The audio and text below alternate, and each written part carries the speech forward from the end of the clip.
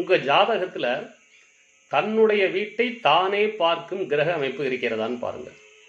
தன்னுடைய வீட்டை தானே பார்க்கிறதுனா, இப்போ தனுசு ராசி குரு பகவானுடைய வீடு.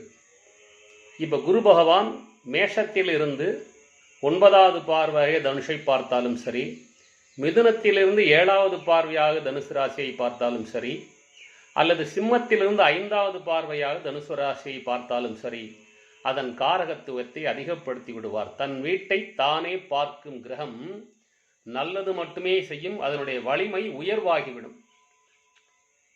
இப்போ நீங்கள் விருச்சிக லக்னமாக இருக்கிறீங்க, மேசத்திலிருந்து குரு பகவான் 9வது பார்வையா விருச்சிக லக்னத்தின் தனஸ்தானத்தை தனுசு ராசியை பார்த்தாலும் சரி, 7ஆம் பாவத்தில், அதாவது தனுசு ராசிக்கு 7ஆம் பாவத்தில், விருச்சிக லக்னத்துக்கு 8ஆம் பாவத்தில் குரு இருந்து தன் வீட்டை பார்த்தாலும் சரி, விருச்சிக லக்னத்துக்கு 10ஆம் இடமாகிய சிம்ம ராசியில் இருந்து குரு தன்னுடைய வீடாகிய தனுசு ராசியை பார்த்தாலும் சரி, அந்த விருச்சிக லக்னம் என்பதால் அந்த 2ஆம் இடம் தனம் குடும்பம் வாக்கு ஸ்தானம் என்பதால் உங்களுடைய பொருளாதாரம், உங்களுடைய வாக்கு உண்மை, உங்களுடைய குடும்பத்தின் உயர்வு, உங்களுடைய உயர்வு, உங்கள் குழந்தைகளின் உயர்வு அனைத்தும் உறுதி, நிச்சயம்.